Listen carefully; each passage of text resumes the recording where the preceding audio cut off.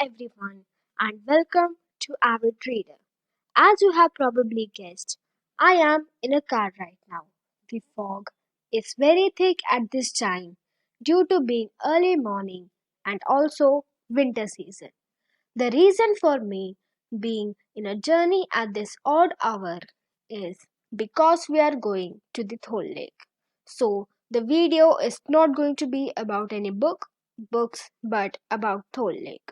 Being an early winter morning, the BRTS bus corridors are not active. The stations look deserted. Some vehicles are seen on the road. Let me tell some background story about the lake. Thol Lake is a bird sanctuary some 30 kilometers away from Ahmedabad.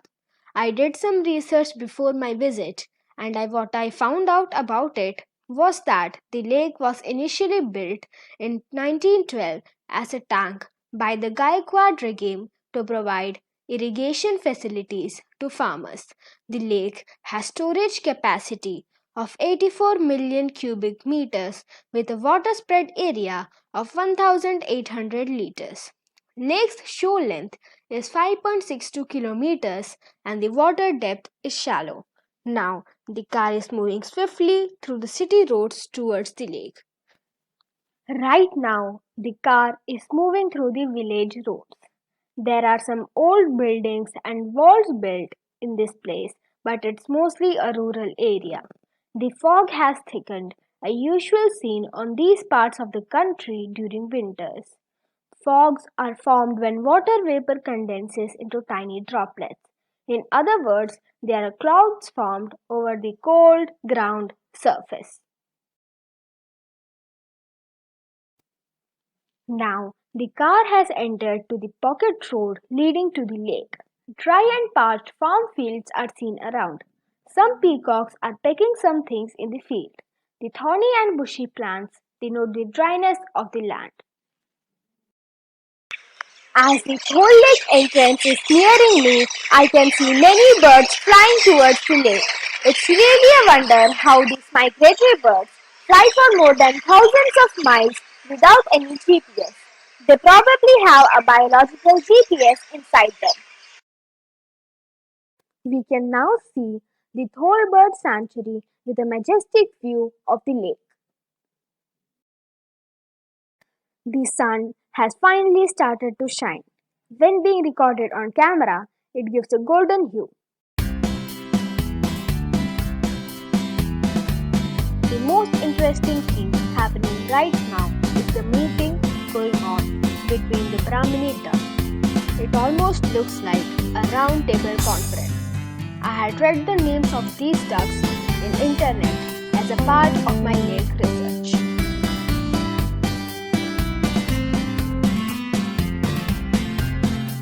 I slowly shifted my attention to two birds sitting on a log.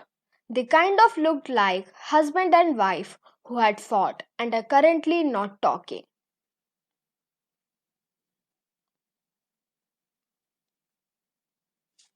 I soon left the birds to the round table conference and continued my walk. My gaze was soon diverted to the black bird called cormorant. It seems like taking a pose. It kind of reminded me of a meme I had seen about the book trilogy called Lord of the Rings. A pigeon had just entered and spoiled the pose. The bird looks really grumpy now. Have you ever seen a heron walking? Well, this is what it looks like when it does. The heron seems to have a saint-like aura around it and isn't even looking for food unlike the other birds seen in the lake. This little guy just seems to be taking a casual stroll in the water.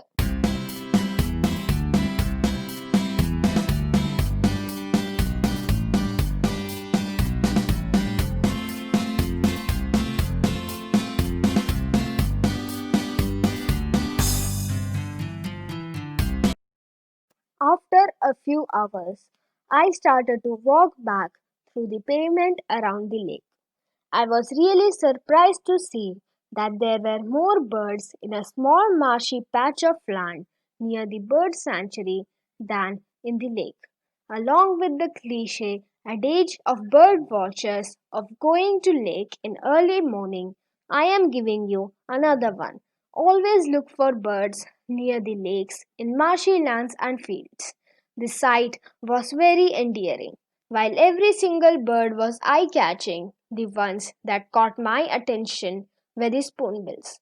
It was really entertaining to watch these birds wander around, ducking their head every few seconds to catch its prey with their spoon-shaped beaks. A large bird named as painted stork is catching his prey in his majestic style.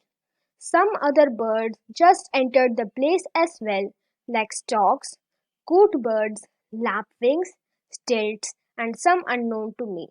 I felt these migratory birds assembling here are following the etiquettes of their own homeland, so different in their behavior and actions. I saluted Salim Ali, the great Indian ornithologist, at this moment for his tremendous effort and patience to study and categorize Indian birds scientifically. Many of Indian bird sanctuaries are developed under his inspiration. I felt even for a recreational bird watching, one should develop a great deal of patience.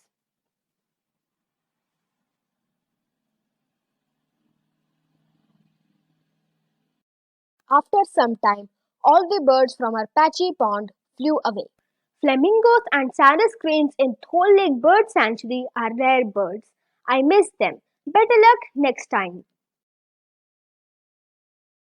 As I continued my walking, I saw a monkey or langur sitting near a tree. I focused my camera on him. I suppose it was eating its breakfast. My stomach started growling too. On the way back, we stopped when I saw a stall selling muska and tea. A muska is a delicious snack, a bun sliced into two pieces, joined together with thick layers of butter or jam spread between them. On a cold wintry morning, nothing can be more blissful than this soft and delicious bun with a ginger tea.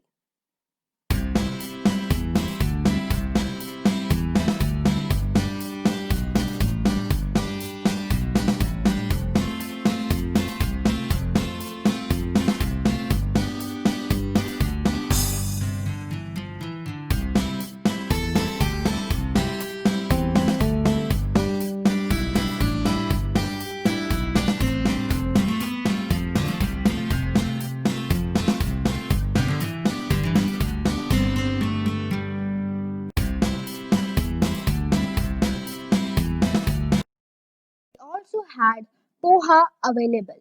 I had muskaban and tea and started my return journey with spiritful joy of a memorable trip.